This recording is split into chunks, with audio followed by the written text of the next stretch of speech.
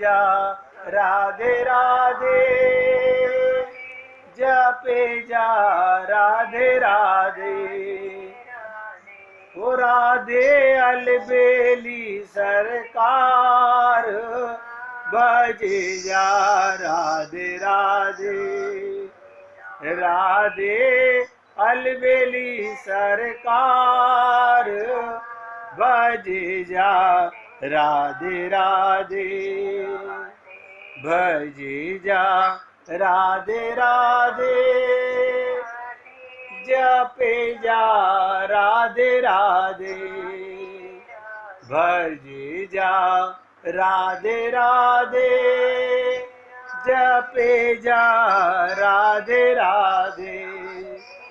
राधे अलबेली सरकार, भजे जा राधे राधे। राधे अलबेली सरकार, भजे जा राधे राधे। सभी पुण्य आत्मा गोपियों के प्रेम का नशा लगाने के लिए पूर्ण एकाग्रता से सुनिएगा। गोपियां कैसी हैं?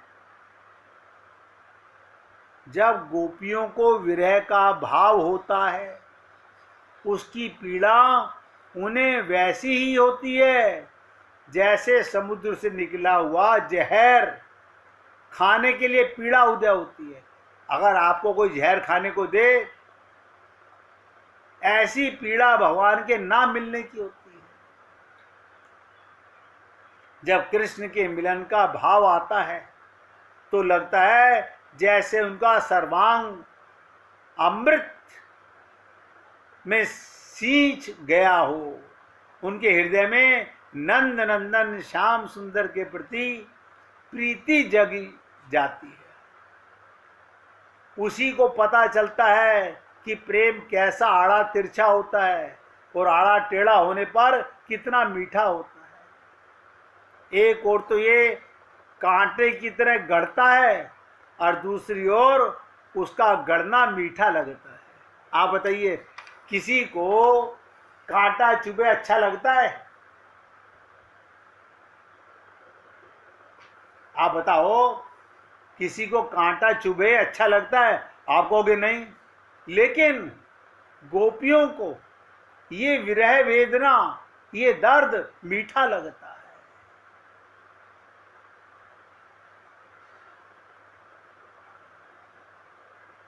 भगवान उद्धव जी से कहते हैं कि मैं गोपियों का प्रेसाम प्रेष्ठ अर्थात अत्यंत प्यारों से प्यारा हूं, सबसे प्यारा मैं हूं।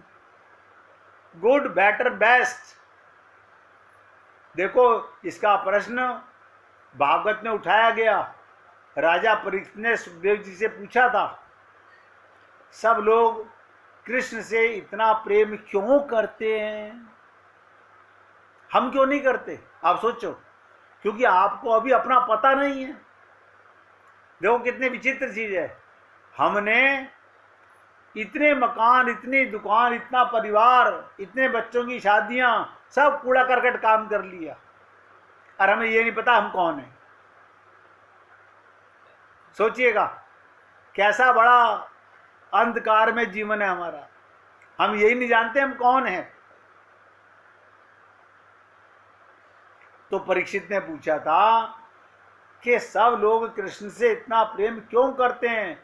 सुखदेव ने बताया, वैसे तो संसार में स्त्री भी प्रिय है, पुत्र भी प्रिय है, धन भी प्रिय है, लेकिन सबसे ज्यादा प्रिय अपना मैं।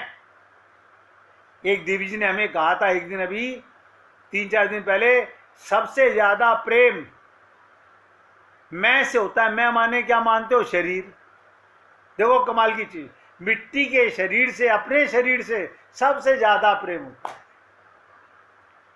और ये अज्ञानता की सबसे बड़ी ऊंची निशानी है। शरीर के सबका मैं अलग अलग होता है और उसी मैं की तृप्ति के लिए मैं के सुख के लिए, मैं के आनंद के लिए संसार में लोग प्रेम जोड़ते हैं।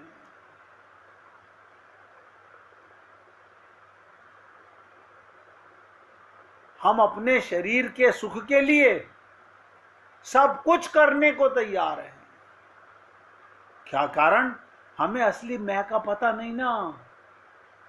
अब आपने बता दिया, छोटी कर हमें समझ आ गया, लेकिन अभी ऐसा है कि बार बार ध्यान तो शरीर का ही आता है। हाँ तो आएगा ना। आप बताओ, घड़े में और मिट्टी में क्या अंतर है? आप बता दीजिए, घड़ा सत्य है या मिट्टी सत्य है?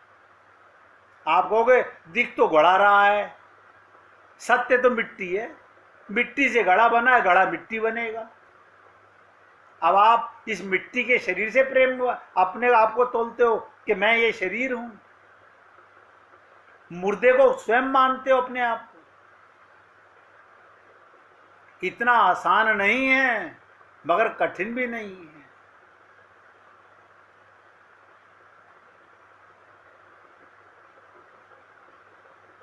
इसलिए कहा सब मैं की तृप्ति के लिए, मैं के सुख के लिए अलग अलग मैं को एक मिला देने पर जो एक ही वस्तु होगी, सब मैं के भीतर रहने वाला जो एक मैं है, उसका नाम श्री कृष्ण है। असली मैं कौन? भगवान ने कहा वासुदेव सर्वम, सब कुछ मैं बना हूं। हम कौन? उसके अंश हैं। कहाँ रहते हैं? उसकी गोदी में रहते हैं। फिर हम दुखी क्यों रहते हैं? आप सोचो, आप प्रश्न कर सकते हो। अगर भगवान की गोदी में रहते हैं, सुखदाता की गोदी में रहते हैं, आनंद की गोदी में रहते हैं, हम दुखी क्यों रहते हैं? क्योंकि आप अपने को शरीर मानते हो। बस छोटा सा प्रश्न, छोटा सा जवाब। जब तक आप अपने को शरीर मानोगे, यूं ही आते और जाते रहोगे। पुनरपि जननम पुनरपि मरणम बंटा धार होके रहेगा। है देखो, हम कहते हैं संसार की चर्चा मत करो, लेकिन फिर नहीं, मैं तो ये बताना चाहता था आज उसका जन्मदिन है। अरे बाबा, हम कह रहे अभी खोपड़ी खा के चुका हूं कि मत करो संसार की बातें, मगर नहीं मानते। क्यों? मन माया का बेटा है। ये माया में ही, मल में ही डूबना चाहता है। इसलिए सबके मैं के भीतर रहने वाला असली मैं, उसका नाम श्री कृष्ण है। इसलिए वो सबसे प्रिय है। परमात्मा, देखो डॉक्टर भी जब हाथ खड़े कर देगा, भाई देखो मैं तो अपना कोशिश कर चुका, ऑपरेशन कर दिया, अब तो भगवान के हाथ में, मैं कुछ नहीं कह सकता, तो सब जने फिर क्या करते हैं? अगरबत्तियों के पैकेट फूंकते हैं, दीपक जला के घी फूंकते हैं, भगवान को प्रसन्न करते हैं। अरे वो तो नाराज है ही नहीं मूर्खो। अगर मरेगा तो शरीर मरेगा, आत्मा कभी नहीं मरेगी। परम पति परमात्मा के प्रेम को पाने वाला व्यक्ति, राम मरे तो मैं मरूं वरना मरे बलाए, इसे कहते हैं मृत्यु का मंगलकारी होना। ये सबसे बड़ी कमाई है। अगर आत्मज्ञान नहीं हुआ है प्रैक्टिकल, आप सदा दुखी रहोगे, सदा दुखी रहोगे। कितने ही जगत गुरु तुम्हारे गुरु बन जाएं, कल्याण नहीं होगा।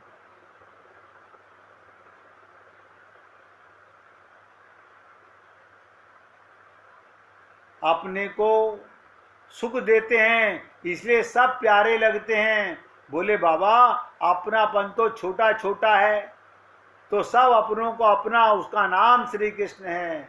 मनुष्य के लिए धन, मकान, स्त्री, पति, पुत्र, ये सब प्रिय हैं। अपने अपने जो मैं हैं वो प्रिय भी प्रिय हैं। और कृष्ण कौन है? प्रियसाम प्रेष्ठ है, सब प्यारों का प्यारा भगवान है।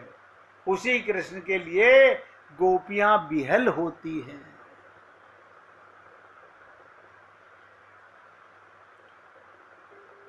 बिहल होती हैं। कभी सोचो, कभी सोचो, जब श्री कृष्ण मिलने के लिए तुम्हारे हृदय में प्यास जगेगी कि नहीं, कभी उसके लिए भूख लगेगी कि नहीं, कभी उससे मिलने की तुम्हारी आंखों में दो आंसू आएंगे कि नहीं? सीधा सवाल है, पूछ के देखो। क्या मैं पूरी जिंदगी ये मिट्टी का शरीर ही बना रहूंगा? क्या मुझे आत्म जागृति नहीं होगी? क्या मैं अपने को असली स्वरूप को नहीं जान सकता? आप देख लीजिएगा, जिसको स्वयं का नहीं पता, अपने ही रूप का नहीं पता, वो क्या खाक भगवान को पाएगा?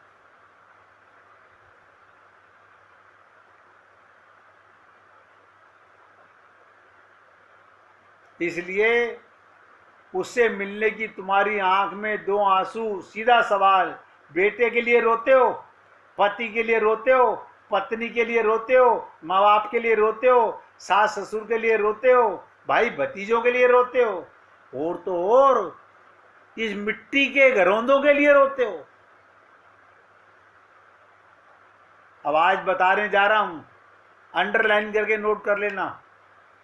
शरीर, शरीर के संबंधी और संसार के समान के लिए रोने वाला अपने हृदय को और गंदा करता रहता है। बस हृदय और गंदा हो रहा है।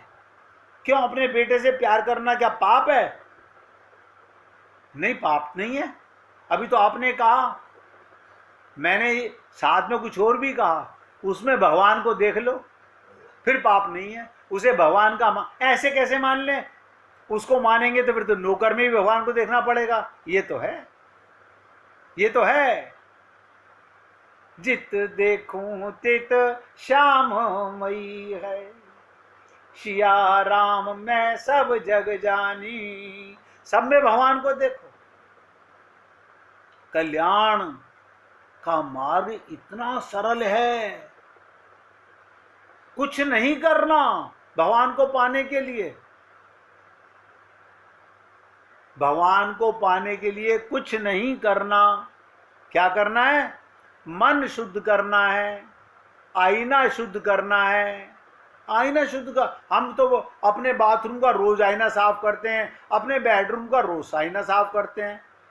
अरे तो बाबा, ये तो बाहर का आईना है, मन का आईना कैसे शुद्ध होगा? क्योंकि अंदर परमात्मा बैठा हुआ है। अब मन शुद्ध हो तो परमात्मा का साक्षात्कार हो। मन तो हमारा गंदा है, मन में तो मलिनता भरी हुई है। और गाते हैं हम लोग, अभी गुरु पूर्णिमा का उत्सव कर रहे थे तो लता जी गा रही थी, तन साफ बनाते हो मन साफ बनाया करो, दुनिया को रिझाते हो मालिक को रिझाया करो, कर शुक्र अदा उसका चोला अनमोल दिया। बताओ, गा भी रहे हो, लेकिन ऐसा ना, गाने में तो 1 सेकंड लगती है। हाँ, गा तो लिया हमने, गाने में तो सब जने साथ गा रहे थे, हमने भी गा लिया। मत गाओ, जवान से वो बातें कभी मत करो जो अंदर से तुम्हारे भाव पैदा ना हो। जब तक अंदर से प्रेम ना जागे, ये बाहर की नौटंकियां भगवान को सुन के दुख होता है।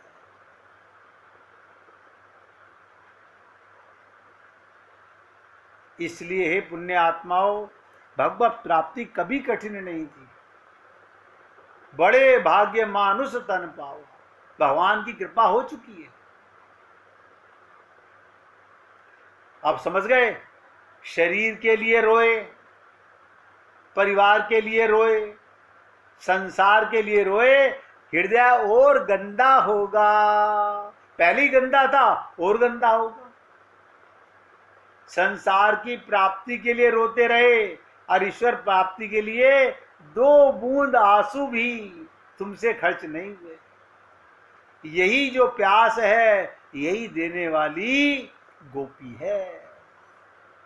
ये प्रेम गोपियों से मिलेगा।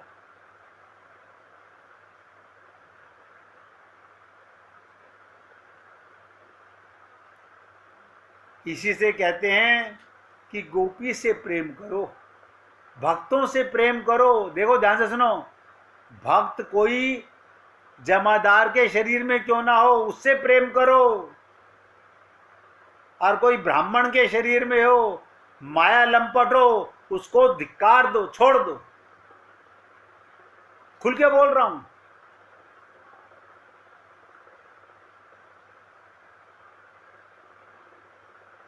गोपी प्रेम करो तो कृष्ण से प्रेम अपने आप हो जाएगा। जैसे का संग वैसा चढ़ेगा रंग। गोपी से मिलो तो तुम्हें कृष्ण मिल जाएंगे, क्योंकि वे गोपियों के चारों ओर रहते हैं। अभी आप आगे आगे सुनोगे, जब उद्धव की आंख खुलेगी, उद्धव को प्रेम का चश्मा लगेगा।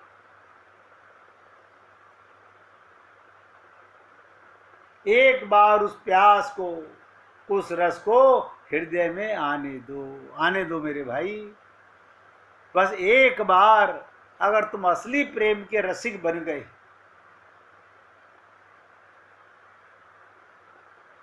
अब आप सोचोगे अब हम गोपी कहां से लाएं? गोपियां तो सारी भगवान के साथ चली गई। हो सकता है वो किसी मंडी में तो मिलती नहीं है, मंदिर में कोई गोपी मिलती नहीं है, फिर कहां ढूंढे? जो कोई भक्त भगवान के प्रेम में अपने को भुलाना चाहता हो, मिटाना चाहता हो, उसका संग करो। और ध्यान दीजिएगा, अगर चाहा है तो रहा है। अभी हमारे मन में चाहा ही नहीं है। अभी ऐसा है ना, अभी हमारे 2-3 काम हो जाएं, 2-3 काम, ये 2 से 20 काम पैदा हो जाएंगे 2 पूरा होते के साथ ही। आज तक मैंने कोई नहीं देखा कि किसी के काम पूरे हुए हो। सब कुछ छोड़कर भगवत प्रेम में लग जाओ, आपका कल्याण हो जाएगा। तो जिसका भगवान से प्रेम हो, उसका संग करो, वही गोपी है। अब आप सोचिएगा, मैं तो आपसे केवल निवेदन कर सकता हूं, अच्छा लगे उतार लीजिए जीवन में। एक बार सत्यभामा, कौन? भगवान की पत्नी, कृष्ण से बोली, मैं आपको कैसी लगती हूं? भगवान श्री कृष्ण ने कहा, तुम मुझे नमक जैसी लगती हो। सत्यभामा जी इस तुलना को सुनकर क्रोध में भर गई। तुलना भी की तो किससे? सारे संसार में मेरी तुलना करने के लिए तुमको कुछ और नहीं मिला? नमक। भगवान श्री कृष्ण ने उस वक्त तो किसी तरह सत्यभामा को मना लिया, उनका गुस्सा शांत कर दिया। कुछ दिन पश्चात श्री कृष्ण ने अपने महल में एक भोज का आयोजन किया, 56 भोग की व्यवस्था की। सबसे पहले सत्यभामा जी से भोजन प्रारंभ किया। ध्यान से सुनो। और आग्रह किया श्री कृष्ण ने, सत्यभामा जी ने पहले का कौर मुंह में डाला, मगर ये क्या, सब्जी में नमक ही नहीं था। कौर को मुंह से निकाल दिया। फिर दूसरा कौर मावा मिश्री का मुंह में डाला, फिर उसे चबाते चबाते बुरा सा मुंह बनाया। फिर पानी की सहायता से किसी तरह मुंह के अंदर उतार लिया। अब तीसरा कौर फिर कचौरी का मुंह में डाला। अब तो सत्यभामा का पारा 7वें आसान पर पहुंच गया। जोर से चीखी, किसने बनाई ये रसोई? सत्यभामा जी की आवाज सुनकर भगवान दौड़े दौड़े आए। सत्यभामा जी के पास आए और पूछा, क्या हुआ देवी, कुछ गड़बड़ हो गई क्या? इतनी गुस्से में क्यों हो? तुम्हारा चेहरा तमतमाया हुआ है, क्या हो गया? सत्यभामा ने कहा, आज का भोजन किसने बनाया है? इस तरह बिना नमक की कोई रसोई बनती है? किसी वस्तु में नमक ही नहीं, मीठे में शक्कर नहीं, एक कोर नहीं खाया गया। भगवान श्री कृष्ण ने बड़े भोले भालपन से पूछा, तो क्या हुआ, बिना नमक के खा लेती? सत्यभामा जी क्रुद्ध होकर बोली, लगता है दिमाग फिर गया है, आपका दिमाग फिर गया है। बिना शक्कर के मिठाई फिर भी खाई जा सकती है, मगर बिना नमक के नमकीन वस्तु कैसे खाई जाएगी? तब श्री कृष्ण ने कहा, फिर उस दिन क्यों गुस्सा किया जब मैंने कहा कि तुम मुझे नमक जैसी प्रिय हो? अब सत्यभामा को सारी बात समझ में आ गई कि सारा वाक्या उसे सबक सिखाने के लिए दिया गया, और तुरंत सत्यभामा की गर्दन झुक गई। प्यार से 1 मिनट कीर्तन कीजिए, फिर आगे चलते हैं।